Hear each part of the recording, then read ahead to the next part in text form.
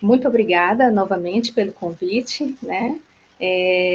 Essa minha apresentação aqui, ela é uma apresentação que tem como um objetivo muito o método em si, mas assim, o foco não é a interpretação, o foco, como diz o título da palestra, né? Investigação geofísica em áreas urbanizadas, desafios e soluções. Então, o foco é falar sobre os desafios, né, na aplicação da metodologia em área onde tem muitas construções, tudo, né, e que soluções a gente pode encontrar, como a gente pode abordar esses problemas e resolver, né? Então, vou começar aqui. Eu já até falei um pouquinho da minha história, mas eu tinha planejado colocar aqui a minha história profissional. Então, eu marco colorido aqui os estados do Brasil onde eu passei, que fizeram parte da minha formação, né? Primeiro, Pará, Liverdinho, foi onde eu fiz a minha graduação e o meu mestrado, né? Eu fiz a graduação no interior, na cidade de Santarém, oeste do estado, e fiz o meu mestrado em Belém, na capital, na Federal do Pará também. Hoje em dia, no oeste do Pará, tem uma universidade que tem o curso de graduação em Geofísica, é a Federal do Oeste do Pará, mas na época em que eu estudei lá não existia.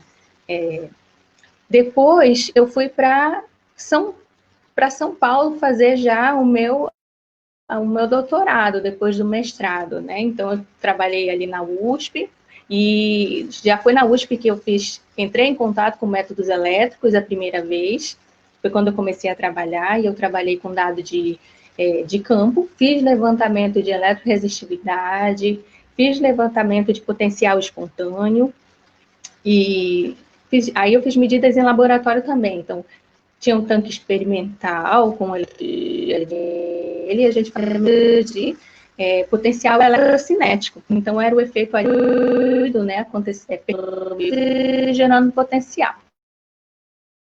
E aí, para essa abordagem, eu trabalhei também com a inversão desses dados e também trabalhei com a modelagem direta desses dados através. Após o meu doutorado na USP, eu fui então para o Rio de Janeiro, para a cidade de Macaé, onde eu fui pesquisadora visitante no LENEP, Laboratório de Engenharia do Petróleo.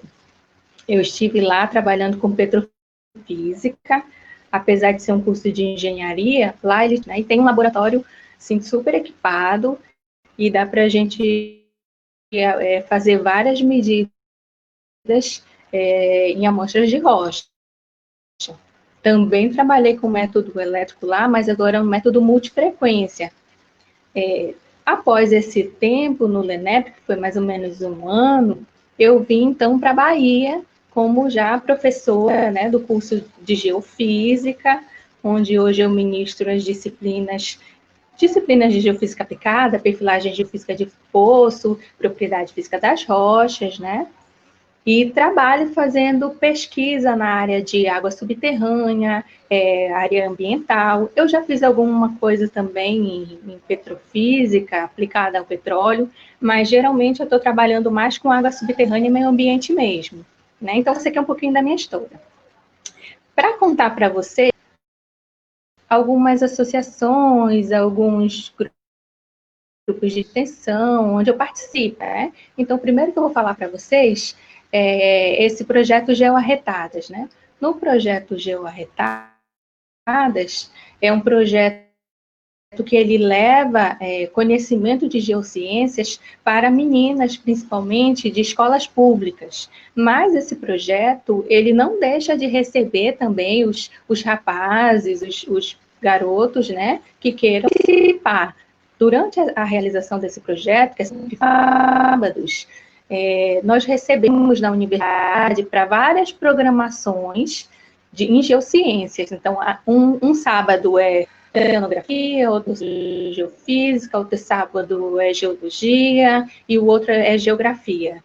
E aí a gente apresenta os laboratórios, faz palestras, modelo de geociências. né? Então, eu vou passar logo para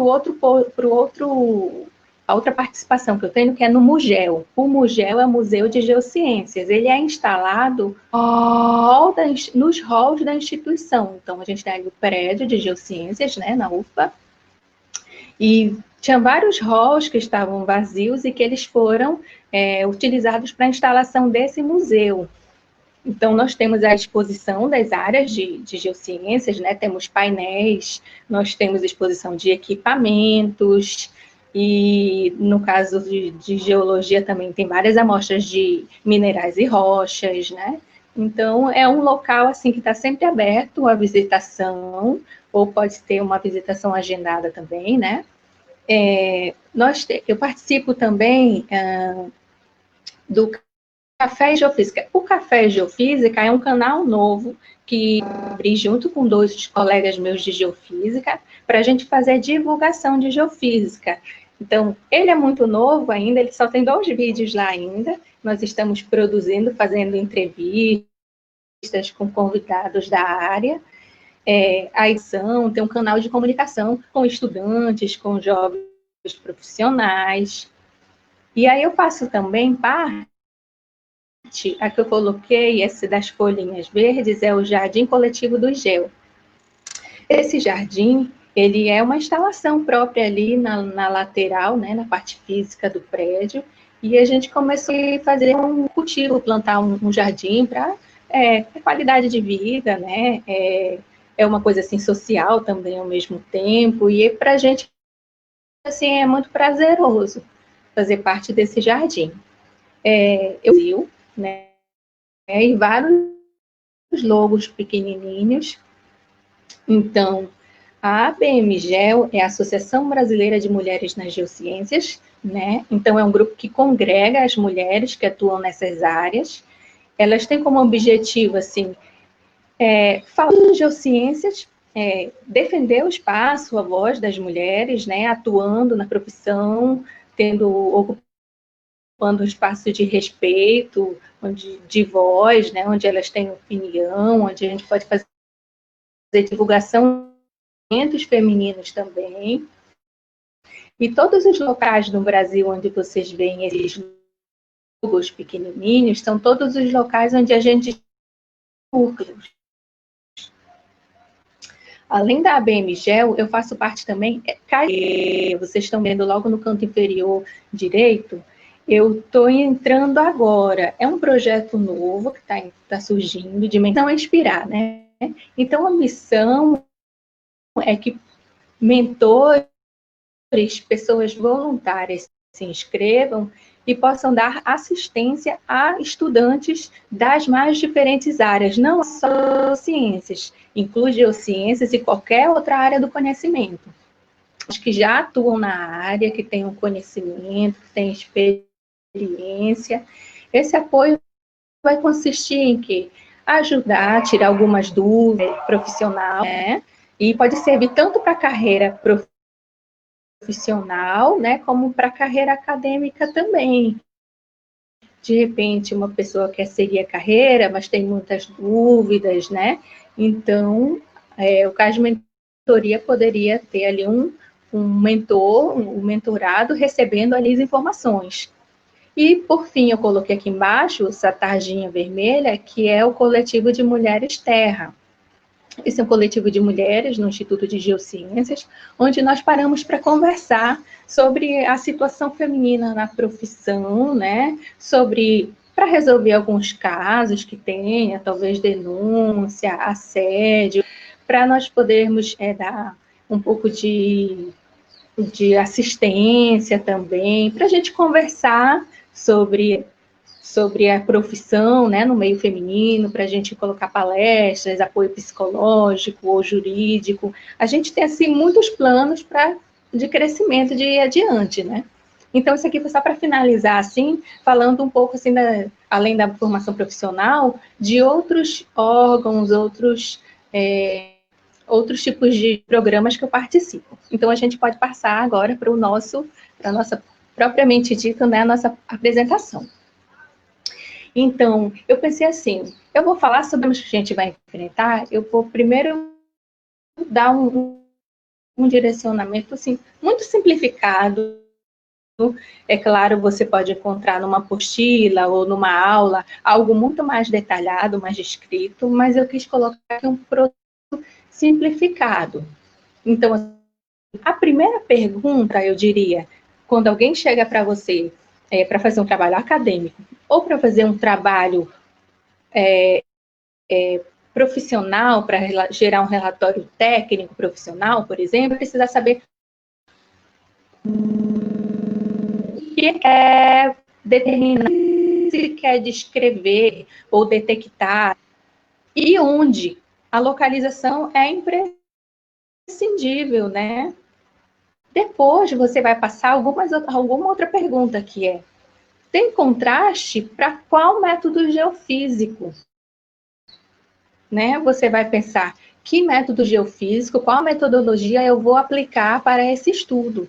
Eu preciso pensar que eu vou usar ali, vou fazer uma instalação, botar um equipamento, fazer uma medida que ela vai detectar um contraste de propriedade física, que eu vou ter condições de fazer uma interpretação dessa propriedade física ali, dessas variações, produzindo ali um modelo geológico, né? Produzindo ali, delineando volumes, delineando estruturas, né? E depois de você saber o que, onde e qual, por que você vai se perguntar quando?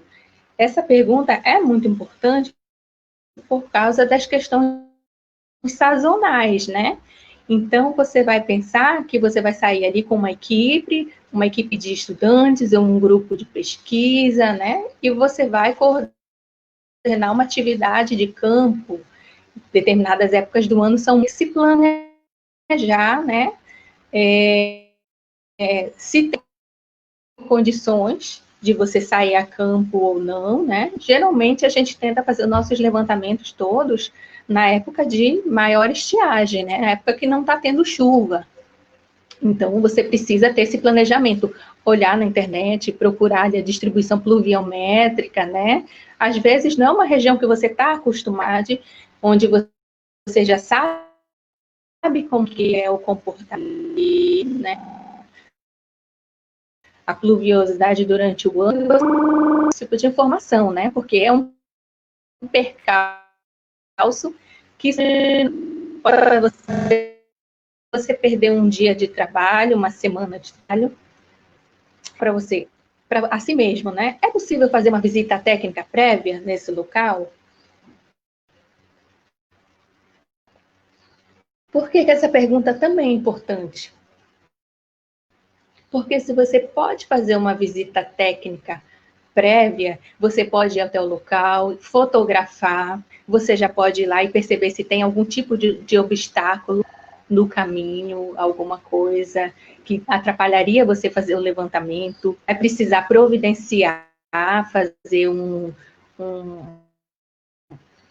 uma retirada localmente, né, de mato, né, de vegetação, para que você possa instalar, botar ali para fazer seu levantamento, né? Mas algumas vezes não é possível fazer a visita técnica prévia. Por que que muitas vezes, algumas vezes não é possível? Ou porque você viajar de um estado para o outro e você tem um tempo reduzido para fazer aquele levantamento, você tem que ir no campo, se tiver algum percalço você vai decidir na hora, ou porque de repente ali você tem uma previsão de pouquíssimos dias mesmo, vai chegar a época de chuva, ou vai ter alguma obra ali naquele local e você vai precisar terminar antes dessa obra, né? Então você vai precisar se planejar nesse aspecto, né? Quanto tempo você tem disponível se você pode fazer esse levantamento? E aí, então, chega o dia de fazer a execução do levantamento, né? E aí você vai chegar com tudo que você separou, com os equipamentos, com o seu planejamento, com os seus mapas, né? E você precisa ali também observar que fontes complementares de informações você vai ter para a interpretação dos dados. Isso aqui é importante você observar. Tem informações que elas podem estar já em teses, em relatórios técnicos, no banco de dados de alguns sites, né? Tem alguns sites públicos, por exemplo, que você pode já encontrar várias informações, né? E, por final, você vai fazer o quê? Vai modelar, vai interpretar, né? Vai produzir um relatório. Certo. O social. E, assim, o que e onde são desse estudo é o seguinte, o que seria um estudo para mapear cunha salina, ou cunha intrusiva, ou cunha marítima, e aí que né? E onde? É no estado da Bahia, região metropolitana de Salvador, né? Que compreende ali, fazem parte Candeias, Dias Dávila, Itaparica, e Lauro de Freitas, Salvador. Então, vocês vão poder ver aqui, nesse mapinha, aqui apareceu minha série, aqui, ó, essa pontinha aqui, aqui é a região metropolitana de Salvador, né? Então, aqui nessa posição, a gente vai fazer esse levantamento. Passar adiante. Muitas vezes você vai ter que fragmentar a sua área de estudo, né? Observe, ali é uma região extensa, né? Eu quero fazer um estudo para mapear uma cunha salina, né? Ou intrusão marítima. E aí, mas é uma área extensa de litoral. Então, muitas vezes você vai precisar fragmentar a sua área, vai escolher onde estiver mais acessível para você, né? Então, primeiro ponto aqui, leve em consideração a acessibilidade da área. Se você vai conseguir chegar lá de carro, ou se você vai ter que parar até determinada distância e depois seguir a pé, levando seus equipamentos, como que você vai levar esses equipamentos. Então, muitas vezes um estudo você precisa fragmentar, né? Você vai fazer por partes, e é melhor começar pelo que está mais acessível possível, porque aí você pode ir ao longo desse levantamento e fazendo um pré-planejamento da continuidade, né? E você vai escolher também, né, áreas que estejam vazias, de preferência, se você encontrar, né, ruas, campinhos de futebol, praças, áreas de pouca vegetação. Então, eu coloquei aqui umas figuras, né, são de arquivo pessoal, fazendo uma ilustração de algumas áreas, né, possíveis, por exemplo, né, áreas onde tem possibilidade de você abrir uma linha, fazer um tratamento. E áreas públicas, preferir, é melhor você ir para áreas públicas, porque muitas vezes você não vai ter problemas de permissão. Porque se você for tentar fazer dentro de uma propriedade, você vai ter que ir lá, falar com o dono, pedir permissão. Geralmente tem muito mais restrições de dias que você vai poder fazer o levantamento, né? Mas, assim, depende muito de onde é que você vai estudar e se tem áreas desocupadas, áreas de maior acessibilidade para você trabalhar. Como tomar a decisão, né, dessas áreas, o que você vai trabalhar, né? Então, antes da visita técnica, é melhor basear-se em imagens. Uma coisa rápida, uma consulta rápida que você pode fazer é acessar o Google Earth. Você pode localizar ali a sua área, né, e dar uma observada rápida na urbanização da área, como estão as ruas, e antes de chegar lá, antes de ir mesmo para uma visita técnica, você já pode ter uma ideia, né? Então, se você teve a possibilidade de ir previamente lá, aí você pode levar um GPS, né, e medir o início e fim da linha, e você pode planejar o espaçamento das suas linhas.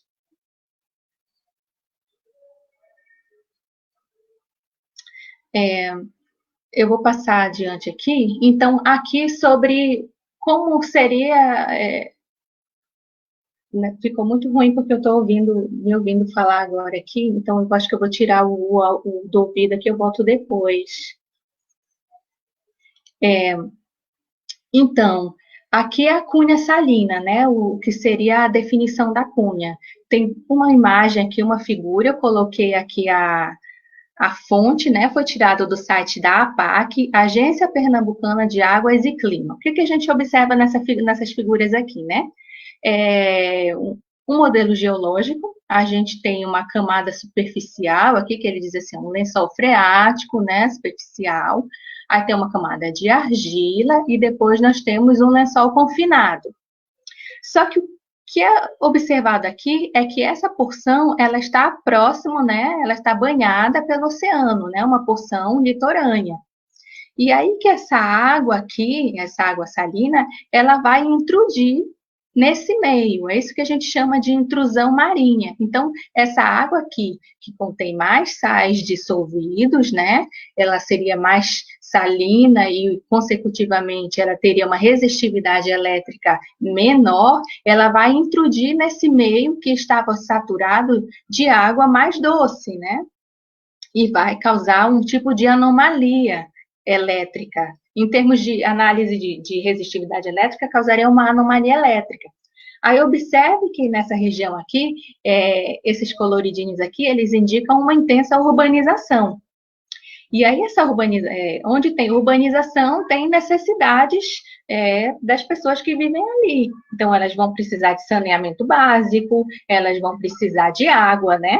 Então, aqui está ilustrado um poço. E nesse poço, o que a gente vê? Esse poço, ele vai fazer um bombeamento, né? E ele vai fazer com que haja um deslocamento aqui dessa intrusão. Então, ela pode estar assim, com esse comportamento mais com cara de cunha, ou ele pode ser deformado pela presença de um poço. Essa área de estudo que eu estou apresentando para vocês, que é um bairro residencial, ele está nessa situação, ele está nesse contexto. Ele está bem na região litorânea, e a gente já tinha ouvido falar de que moradores, prédios residenciais na região, eles faziam poços, mas assim não dava certo para consumir aquela água daquele poço, porque a água estava sempre salobra, né? Então, assim, era uma reclamação constante. E daí que nós decidimos fazer esse estudo para tentar mapear essa cunha salina, né? Então, esse é o contexto, certo? Vamos continuar. Agora sim, é uma imagem real para vocês, retirada do Google Earth, né? A gente pode ver aqui, voltando aqui, a gente pode ver aqui a linha de praia, né? E esse aqui o oceano. A área de estudo é essa aqui que está circulada de vermelho, né? E o que a gente observa? Intensa urbanização. Hidrológica, falando da hidrogeologia da área, né, o que a gente tem uma complexidade aqui, que nós temos o oceano, né, que seria aqui a água salina, a água do oceano, e a gente tem, vocês estão vendo esses meandros aqui? Isso aqui é um rio Joanes. Depois eu vou mostrar uma imagem mais ampliada e vocês vão ver que tem mais um rio na região, né?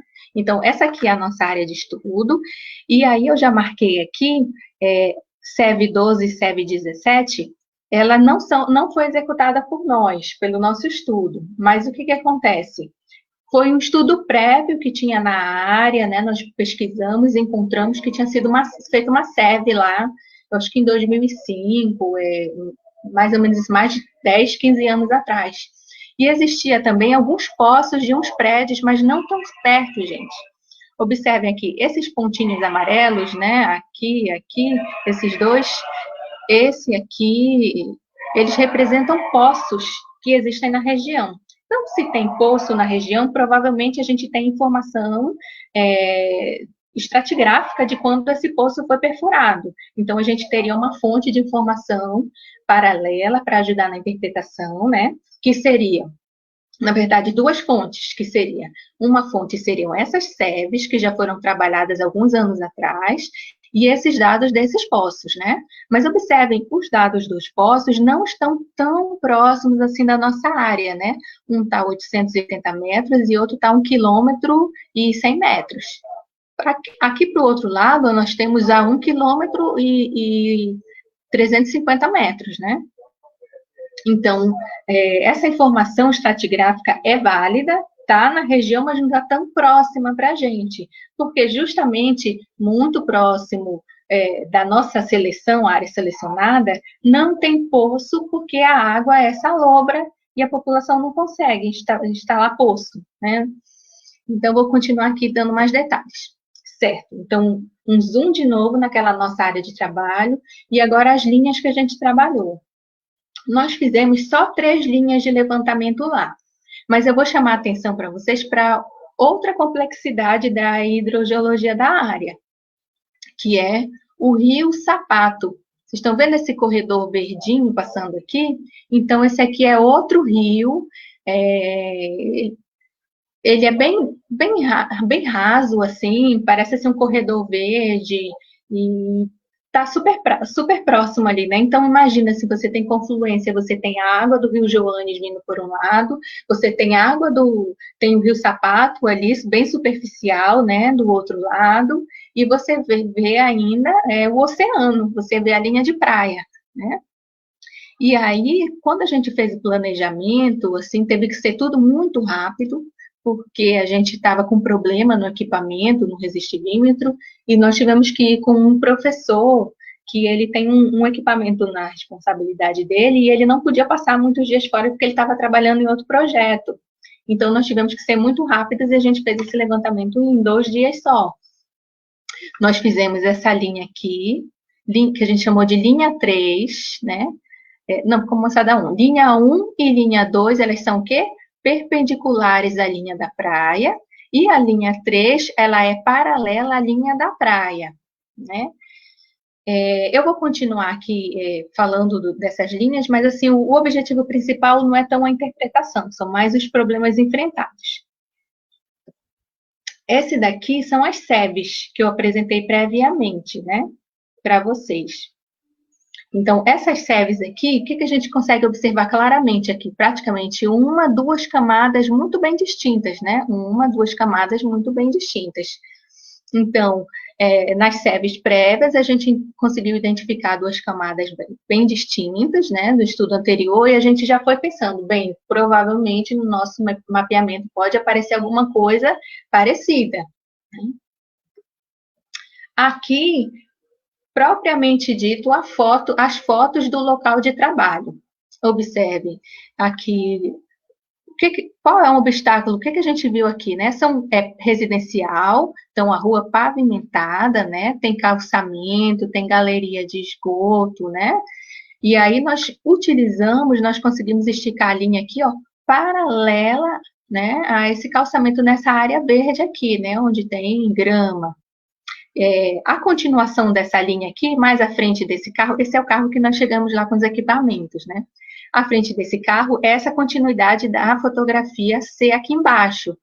Vocês conseguem ver lá adiante? É a praia, gente. E assim, era uma paisagem assim muito bonita, muito ventilada, muito agradável, assim um levantamento geolétrico ótimo, né? Que você vai fazer o levantamento e fica sentindo ali a brisa e vê a praia. Aqui na figura, na foto letra B, a gente com equipamento ali, fazendo o levantamento, né, setando, que são 2 professores, professor Botelho e professor Alexandre, os 2 são do meu departamento, e eles estavam aqui com equipamento, e eu estava aqui com um aluno coordenando aqui a distribuição da linha, né, então, observe, esse aqui foi o meu aluno, que foi orientado nesse trabalho, o nome dele é Rafael Brito, o TCC dele está disponível no site do IGE-UFBA, né, de Geofísica, né, eu estou aqui mais adiante, né. Observe uma coisa interessante nesse levantamento, que está relacionado com a condição de sem área urbanizada. Tem pavimentação, tem calçada, tem rede de esgoto ali, né? Tem a possibilidade de carro circulando, de pedestre circulando, mas tem coisas que são fixas, como, por exemplo, esse poste aqui, ó, na figura A, você vê um poste, e você vê novamente aqui na figura D um poste. Observe que quando a gente viu o início e fim da linha, a gente já sabia o comprimento da linha e planejou ali o distanciamento dos eletrodos. Às vezes é possível você deslocar o arranjo todo para frente ou um pouco para trás, a fim de desviar desses pontos, né? Onde tem poste. Ou onde tem um aspecto construtivo que pode atrapalhar suas medidas. Mas nem sempre isso é possível, porque às vezes o trecho que você tem já é um trecho pequeno, né? Então, nesse ponto, nessa situação, a gente decidiu o quê? Fazer o levantamento e anotar as posições que tinham postes ou aspectos construtivos. Vou passar adiante. Nós tivemos uma fonte de informação paralela para embasar esse estudo, né, para ajudar na interpretação. Então, eu coloquei aqui aqueles postos, vocês lembram que eu coloquei que estava a 880 metros, 1 quilômetro e 100 metros, 1 quilômetro e 350 metros. Então, aí, aqui são os 3 poços, né? Eles foram, a fonte de informação desses dados é a SERB 2017. Quando você estiver fazendo um estudo dessa natureza, no caso aqui, a gente investigou no site do CIAGAS, né? E no site do CIAGAS, o que a gente tem ali? Você pode observar os poços, nem sempre, nem todo poço tem a estratigrafia dele, mas uma boa parte deles tem a estratigrafia. Então, o que a gente observa aqui nesses poços, né? Um contraste bem grande aqui, uma rocha cristalina em profundidade, né? Um sedimentar em superfície. A gente vê aqui, ó, cristalino mais ou menos a 10, né, metros, aqui está um pouco menos, uns 7 metros, e aqui está mais ou menos uns 8, 9 metros. Então, teria, a gente observou um vazamento ali raso, né? Quer dizer, a gente observou não, né? Esse dado que está a 1 quilômetro e pouco lá da nossa área de estudo, ele tem essa profundidade de embasamento e tem uma cobertura sedimentar, né? Aqui a descrição de um desses poços, né? E aí o que ele diz? Eu não botei todos aqui, não, mas eu coloquei esse daqui. O que ele diz aqui? Ó? Na primeira profundidade, solo arenoso acinzentado, né? Depois areia esbranquiçada, né? Então, solo arenoso, areia média, e aí rocha cristalina, né? Então, mas é uma rocha cristalina metamorfizada. Isso é que é importante a gente guardar essa informação, porque lá adiante ela vai ser usada na interpretação, né? Então, fonte de dado paralelo. Aqui eu vou mostrar rapidamente as seções. Essa aqui é a seção que é paralela à linha da praia, né? Então, na seção paralela da linha da praia, o que a gente consegue observar bem aqui? A gente consegue observar uma cobertura, né? Tem algo aqui na superfície, a gente delimitou os volumes, né? No mapa de resistividade tem uma cobertura que está um pouco mais resistiva, né? E aí a gente tem uma segunda porção aqui que é mais condutiva. Só que dentro dessa porção mais condutiva, a gente tem variações intercaladas, né? Mais resistivo, menos um pouco resistivo, ou ao contrário, né? Menos resistivo, um pouco, mais resistivo, menos, mais, né? Então, isso aqui dá uma ideia para a gente de que essa porção aqui metamorfizada, por exemplo, que ela pode estar sofrendo uma dissolução, a uma alterações locais, né? Então, em alguns lugares ela pode estar tendo uma dissolução, uma alteração da rocha, provocando um padrão, assim, de variação, né? De intercalação. Então, aqui a gente identificou essa porção superior 1, né? Um volume 2 aqui, com subvolumes 3, né? Menos resistivos, ou seja, mais condutivos, né? E aqui embaixo a gente começou a pegar um topo aqui, que seria do embasamento, né? Observe, a nossa investigação está rasa, né? Deu aqui 14 metros de investigação. Por quê? A gente não conseguiu abrir linhas maiores dados aspectos construtivos, né? O bairro ali, as ruas são curtas, então não conseguimos abrir ruas maiores, ou linhas maiores. Aqui uma outra linha, né? Essa linha aqui já é uma linha perpendicular à linha da praia, e a gente consegue observar o mesmo padrão, né? Continua aquele padrão. E aqui outra linha perpendicular à praia, certo?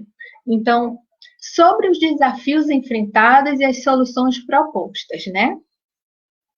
Observe, nessa região de estudos nós temos alta densidade de moradias, né? É um bairro ali com as casas todas encostadinhas umas nas outras, né? E algumas ruas bem planejadas, né? Mas são ruas curtas e pavimentadas, né? E nessa situação, o que a gente escolheu? Instalar os nossos eletrodos ali na borda da calçada, onde tinha aquela grama, né? Ou algumas vezes onde tem um jardim. E a gente instala imaginando que não tenha por baixo algum concreto, né, alguma construção. Mas, assim, naquele momento a gente não vai saber, a não ser que quando você for martelar o eletrodo, você for instalar o eletrodo, você sinta que ele bateu em algo mais compactado. Mas até então você está fazendo o levantamento, você não sabe exatamente o que você vai encontrar. O outro tópico, né? Impossibilidade de realizar medidas geoelétricas na linha de praia. E aí tem uma questão. Por que será que na linha de praia, na praia propriamente eu não consigo fazer a eletroresistividade? Porque, de modo geral, ali o que a gente vai encontrar vai ser um solo não compactado, né? Que é a areia, né? Assim, desagregada. Bem sequinha em superfície, vai dar um problema grave ali, não vai acontecer injeção de corrente, porque vai ter uma grande resistência de contato, né? Então não vai ter como a gente usar ali a eletroresistividade na praia. Mas uma proposta que a gente pode pensar no futuro, digamos, para a continuação desse estudo, para chegar mais expandir em relação à praia, seria pensar em um método eletromagnético de alta frequência, né, uma investigação rasa, por exemplo, e ver se funciona, se dá sinal, se a gente consegue obter medidas ali. A outra, necessidade de fazer o levantamento em 2 dias, então foi muito rápido, a gente não podia perder muito tempo, tinha que fazer, era até bom, positivo fazer as linhas curtas, porque a gente conseguiu fazer 3 linhas, né, duas perpendiculares à praia e uma paralela, mas assim, a gente viu que tem um potencial de fazer um mapeamento ali geológico, né? Infelizmente a gente não conseguiu encontrar a cunha salina, porque a nossa investigação foi muito rasa. Na verdade, a gente tem 2 hipóteses. Uma foi muito rasa a investigação, e o outro também, ela foi um pouco longe da praia, talvez tivesse que ser um pouco mais em cima da praia. Então, a gente só vai saber isso retornando e fazendo algum outro levantamento, complementar, né, ou a continuação desse estudo. E a gente pode enfrentar também o problema que seria alguns pontos com alta resistividade de contato devido ao calçamento. Isso é possível também. Daí que é super importante quando você está fazendo esse levantamento, você anotar. Toma nota, número do eletrodo, linha tal, número do eletrodo tal, na posição tal, que aspecto construtivo, que obstáculo pode ter ali. Isso faz parte também, vai te ajudar na hora de justificar alguma anomalia superficial, por exemplo, que pareça algo ali superficialmente e você pensa, não, eu acho que é uma coisa ali, era um poste, era um aspecto construtivo, eu vou ver nas minhas anotações. Isso vai ajudar. Continuando. Então, eu vou passar agora para o outro estudo, que eu também vou apresentar alguns problemas relacionados à urbanização, à construção, e a gente pode discutir sobre eles. O segundo estudo, ele foi na cidade universitária, né, da UFBA, no bairro de Ondina, e aí o que a gente está observando aqui nessa imagem é ali o oceano, né, o Oceano Atlântico, e a gente está vendo ali o contorno vermelho, que é a cidade universitária. E aqui, na cidade universitária, a gente vê os prédios, né? As construções, as ruas internas da UFBA, né? Então, observe, para que serviria um estudo dentro da cidade universitária? Serviria, por exemplo, para embasar construções futuras. Geralmente, a universidade tem planos de expandir um laboratório, construir um prédio, e aí tem várias áreas ainda desocupadas, e ela tem o interesse de saber ali a geologia da área, né, para embasar a construção, né? Então, nós fizemos esse levantamento ali para ter esse conhecimento, né, que tem uma aplicabilidade, sim, e que a gente vai enfrentar alguns problemas também. Vocês viram que no estudo anterior foi feito ali na região, no bairro, né? Mas era um bairro bem tranquilo. Então, nesse bairro, o tempo todo que a gente ficou ali fazendo levantamento, por exemplo, a gente não teve muito problema com carro circulando, não teve muito problema com pedestres ali durante o dia, porque, assim, geralmente no bairro residencial, durante o dia as pessoas, elas estão no trabalho, as crianças estão na escola, né? Então, não tem muita gente ali circulando. Mas na universidade, a universidade pulsa, né? A universidade, ela está viva ali durante o dia, está cheio de pedestres andando para um lado e para o outro. Vamos continuar para a gente ver essa situação. Então, aqui é uma pequena porção, né, da área onde está localizada a universidade. Nós estamos vendo aqui, esse aqui é o Instituto de Geociências, né? Aí aqui nós temos Instituto de Química, isso aqui é a biblioteca, uma biblioteca setorial que nós temos, Física, e eu coloquei aqui já para a gente ver as linhas que nós realizamos. Não fizemos essa linha aqui, a gente chamou linha de arquitetura, porque aqui em cima é arquitetura. Então, a gente foi do IGEL até a arquitetura subindo. E é uma subida, a gente tem uma diferença aqui bem elevada aqui de topografia, né? Aqui no estacionamento do IGEL, paralelo à Avenida Garibaldi. Essa daqui, ó, para quem conhece Salvador, Avenida Garibaldi. E essa daqui é fizemos uma linha paralela no estacionamento. Fizemos também uma linha na frente do Instituto de Geociências, de um lado da rua, e depois fizemos a continuação do outro lado da rua, na frente aqui, passando pelo Instituto de Química. Fizemos essa linha aqui, que desce do Instituto de Química, atravessa, vem aqui farmácia, aqui é o prédio de farmácia, né? E aí nós fizemos mais duas aqui, uma atrás do Instituto de Química e uma na frente de farmácia. Essas foram todas as linhas. Nós fizemos bastante linhas, mas a gente não aproveitou todas. Tivemos alguns problemas. Por exemplo, eu vou dizer logo que essa linha do estacionamento teve muito problema, não deu para fazer a interpretação dela. Eu imagino porque aqui, ó, existe essa região aqui é toda pavimentada do estacionamento. Nós fizemos na linha de uma jardineira que tem aqui paralela ao gradil, e provavelmente ela tinha concreto, né? Ela foi construída em cima do concreto e a gente não conseguiu ter um contato elétrico bom, ter uma resposta, um mapeamento bom. Então, essa linha foi descartada. À frente da linha do Instituto de Geociências, ela também não ficou muito boa, e nós tentamos descobrir por que ela não saiu muito boa. E nós descobrimos que tem um aterramento aqui na frente, né? Não tivemos como saber isso com antecedência, porque nós requisitamos as informações da UFBA e demorou, porque tem um aspecto burocrático, né? Mas nós soubemos, assim, por funcionário mais experiente, que está ali desde a construção do prédio, então que ele sabia me dizer, tinha informação sobre o aterramento. Certo. Observem e pensem que outro obstáculo a gente pode ter além disso, né?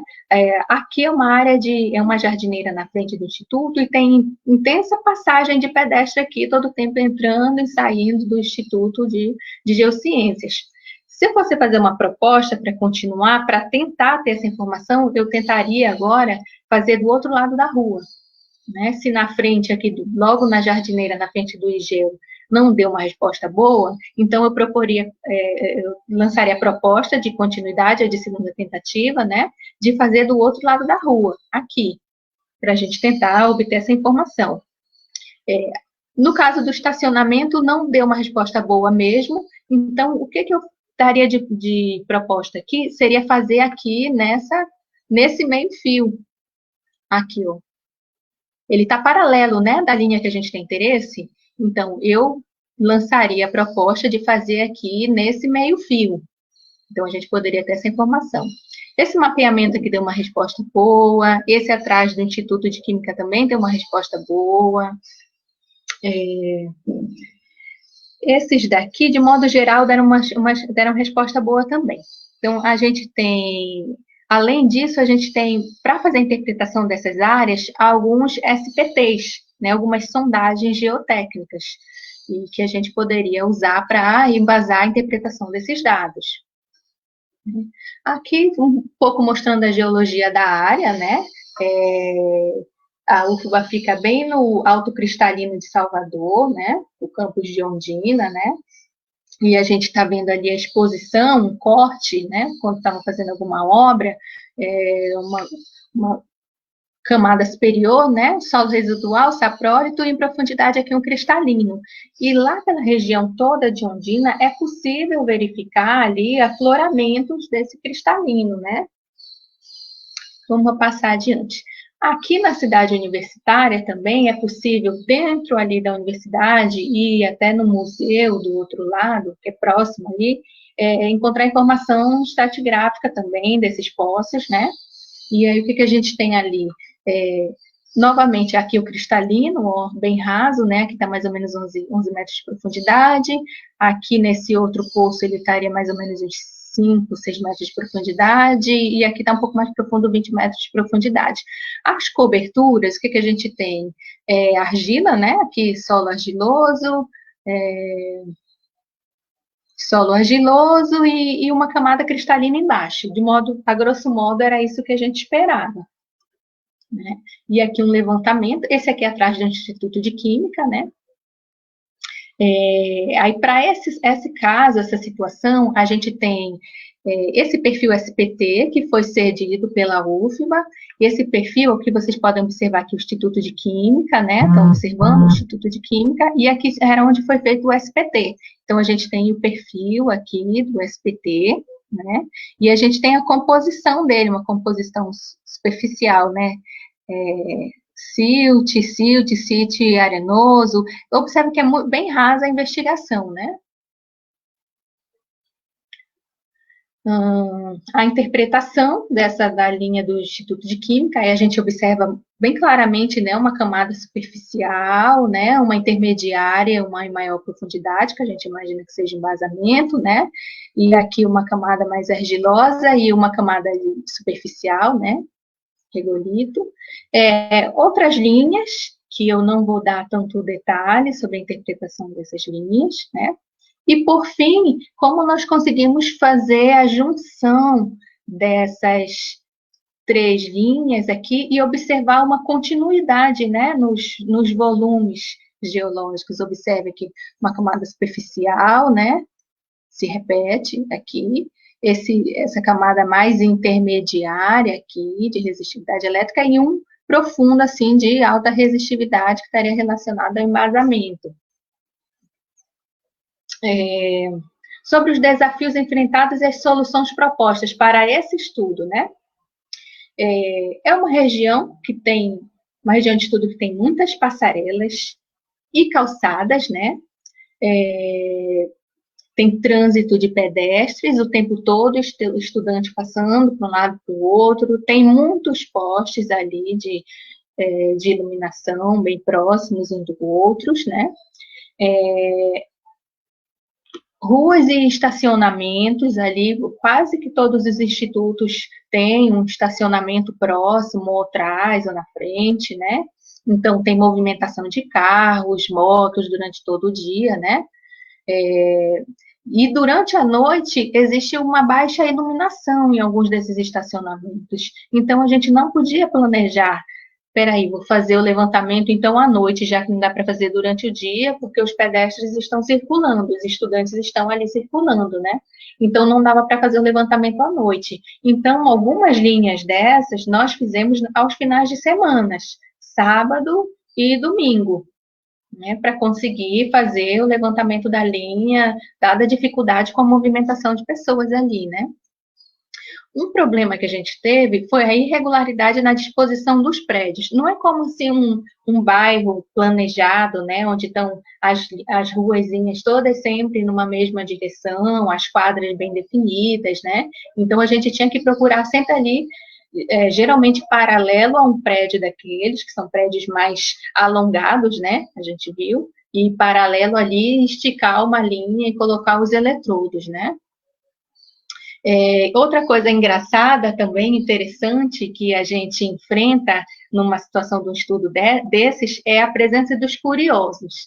Então, sempre aparece, assim, um servidor, um funcionário terceirizado, um aluno, e a gente está ali agoniado, fazendo medida, olhando para o visor do resistivímetro, e eles param do nosso lado, assim, para perguntar, assim, o que é isso? Que equipamento é esse? O que vocês estão medindo? O que vai acontecer aqui?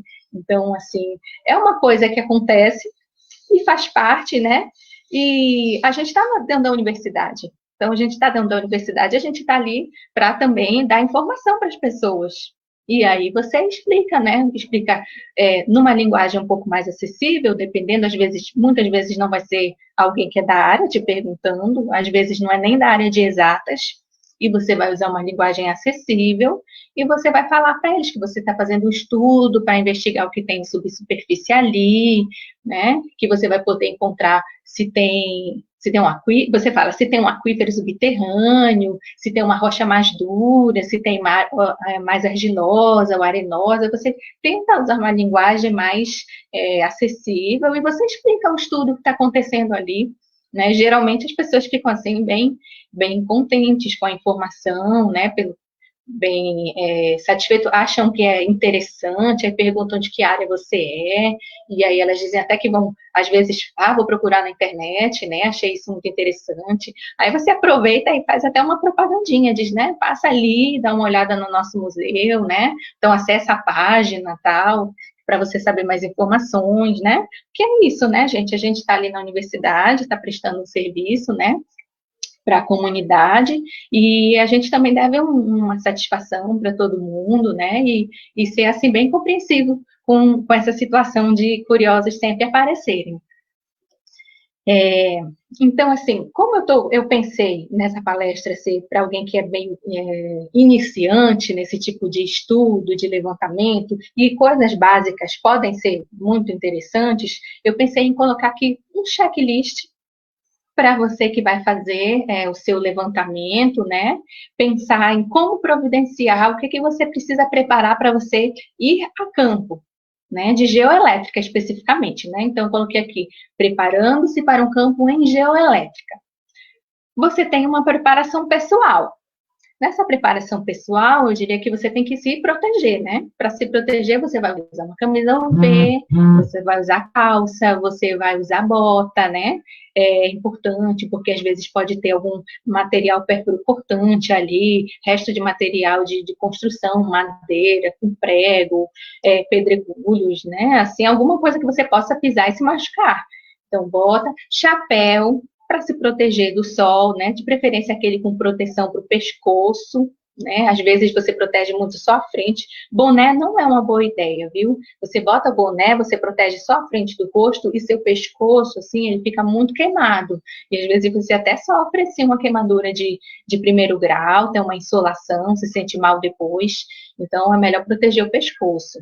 Protetor solar também providencie, é super importante você aplicar. Eu tive um aluno que ele teve, assim, nas mãos, ele levou protetor, ele passou bem no rosto e esqueceu as mãos. E as mãos dele ficaram, assim, super queimadas mesmo, assim, muito vermelhas.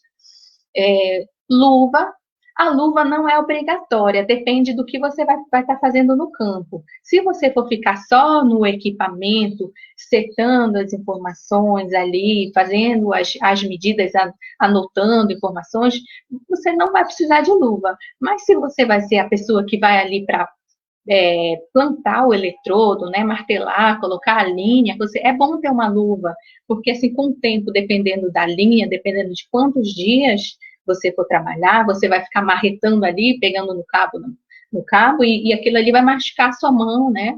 Então, é bom, assim, para você até mobilizar alguma coisa que tiver no seu caminho, isso protege melhor. E garrafa de água para se manter hidratado é super importante. Tem gente que leva isotônico também, mas só a água já é muito bom. Sobre equipamentos e acessórios, né? Você vai precisar, é claro, reservar o resistivímetro. Veja na véspera que ele está carregado, você tem que botar para carregar. Então, tem a bateria interna do resistivímetro, né? tanto para injeção de corrente, quanto para fazer as medidas, registrar os dados. Alguns resistivímetros, ele também tem uma bateria, uma fonte externa, né? Ou você leva uma bateria mesmo de carro, às vezes pode precisar de um conversor, né? E você providencia essa parte aí para saber que está tudo funcionando, que você vai poder ficar o seu campo todo fazendo a linha ali, não vai ter que parar porque descarregou o equipamento. Você vai precisar, além do resistivímetro, os cabos. Alguns equipamentos, assim, mais novos ou mais modernos, você tem o cabo próprio que vem do equipamento, já com todas as conexões, você vai levar esse cabo. Mas em alguns momentos o equipamento já é antigo, não tem mais aqueles cabos, e você vai levar cabo fio elétrico mesmo, que você preparou com determinada extensão, né? E esses cabos estarão organizados em bobinas, né? Então, ele vai estar ali numa bobina, com manivela, geralmente, né? E você vai ter que reservar, separar isso, ver que está tudo funcionando, tudo em perfeito estado. Você vai precisar de conectores também. É claro que se for o cabo do próprio equipamento, que já vem com conector, você não precisa de um conector extra. Mas nesse caso em que você providencia os fios elétricos, você faz aquele acessório à parte, você vai precisar de conectores, né? Esses conectores são o quê? Garra jacaré, pino banana, macho e fêmea, né? Então você vai precisar, é claro, levar os eletrodos, né? E no caso dos eletrodos, gente, as barras que eu uso, barras metálicas, geralmente elas têm uns 50 centímetros de comprimento, viu? Mas já aconteceu uma situação de um estudo no aterro que eu precisei usar uma barra de mais de 1 metro, de mais de 1 metro de comprimento. Por quê? Porque era uma região onde tinha uma cobertura, assim, de vegetação morta, né, de folhas secas, muito grande. Então, quando a gente caminhava nessa área para fazer o levantamento, o pé afundava ali no meio desses resíduos, né, dessas folhas secas, afundava assim bastante, até perto assim da panturrilha, do joelho. Então, o que a gente sabia? Aquilo ali não era o solo propriamente dito, então se a gente fosse plantar um eletrodo ali, tinha que ser um eletrodo bem maior. Então, a gente precisou usar um eletrodo de mais de 1 metro de comprimento ali, foi bem mais sofrido, assim, para marretar, para colocar aquele eletrodo, né? Você vai precisar também marreta, é claro, né, para plantar os eletrodos. Às vezes você precisa de enxadeco, enxada, você pode precisar também de facão, se você tiver que desmatar não, gente. Se você tiver que abrir alguma areazinha pequena ali para botar o eletrodo, né? Às vezes, dependendo, você pode providenciar para no dia anterior e alguém ali fazendo essa abertura desse caminho, falar abrir picada, né? Abrir essa picada para você, uma largura pequena, que dê só para você botar seu eletrodo ali, sem mexer na vegetação, né? O mínimo possível. E você vai precisar também a fita métrica, é claro, né? Aquelas bem grandes, de 50, de 100 metros, se você tiver mais do que isso, também para você esticar ali e fazer, né, o espaçamento perfeitamente que você planejou. Você vai precisar de galão para água. Isso eu até esqueci de falar lá adiante, problemas enfrentados, quando você tem uma resistência de contato muito, muito alta, você precisa melhorar essa resistência, você faz molhando ali o eletrodo com água misturada com um pouco de sal, né? Então, você precisa do galão para água. Se no local tiver onde pegar água, você deixa para abastecer os galões lá. Se não, você já vai no carro, já na caminhonete, com seus galões com água já, para você ter como trabalhar. E leva o sal, né? Você vai precisar de acessórios elétricos. Você vai precisar de fita isolante, alicate de corte, alicate de pressão, estilete, pino, banana, macho e fêmea, garra jacaré e fio extra. Isso seria o seu kit de sobrevivência, né? Esses acessórios. Caso algum quebre um fio, dê algum problema, você precisa consertar alguma coisa ali rapidinho na hora. Então, isso vai te ajudar muito. Para montar a estação de trabalho. Se você quiser fazer um levantamento assim, se você puder e quiser e tiver os equipamentos, né, fazer um levantamento assim que seja mais confortável para você, Se você tiver cadeira, né, cadeira, o banco daquele desmontável, ou desses de praia mesmo, né, mesa, sombreiro para se proteger, né. Vocês observam que lá quando eu mostrei, naquela primeira foto da gente fazendo a setagem assim, dos dados no resistivímetro, a gente não tinha armado assim uma estação de medida, né? Ali era muito difícil fincar um sombreiro, porque só tinha uma beiradinha de calçada, depois era asfalto, então não dava para colocar ali, né? Mas a gente trabalhou, estava até um dia nublado, tranquilo, a gente conseguiu trabalhar ali daquela maneira mesmo, né? Mas se você for fazer um trabalho de uma maneira mais confortável, se você puder providenciar esses materiais para ter uma estação de trabalho mais confortável, melhor para você. A lona. A lona é importante porque, às vezes, mesmo você tendo olhado previsão do tempo, mesmo estando um dia ensolarado, de repente cai uma chuvinha, né? E aí, na hora de cair essa chuvinha, nem sempre você tem tempo de desconectar tudo e sair correndo com o resistivímetro. Às vezes, o melhor mesmo é colocar a lona ali, deixar cair aquela chuvinha, e aí depois você abre o sol ali bonito, você volta e continua sua linha, continua seu levantamento novamente. Né? Então, essa foi a minha apresentação. Eu pensei mais em uma coisa assim, falando mesmo do levantamento em si, dos problemas que acontecem e de como é que a gente enfrenta esses problemas. Então, foi uma coisa assim mais da técnica de você estar enfrentando o problema ali, enquanto você direcionando, você comandando esse levantamento, né? Inclusive, teve uma coisa importante que eu esqueci de colocar aí, lembrei agora, que seria rádios comunicadores. Quando você for fazer linhas muito longas, né, às vezes não tão longas, né, mas assim, de certa distância que você já perde o contato visual, é super importante se você tiver os rádios comunicadores. Tudo bem que hoje em dia você está ali com o WhatsApp, né, e você pode mandar uma mensagem rapidinha, vai mensagem, vem mensagem, mas com rádio é muito mais prático, porque você fala ali instantaneamente, você vai passando as coordenadas, passando as informações, né? Então, assim, ter rádio também é muito bom para deixar o seu levantamento mais fluido, né? Para tudo funcionar melhor. Então, gente, eu terminei aqui a minha apresentação. Espero que tenha sido útil para vocês, né? Que vocês tirem proveito, assim, para quem está começando, né? E de repente, assim, possa esclarecer alguma coisa, alguma dúvida.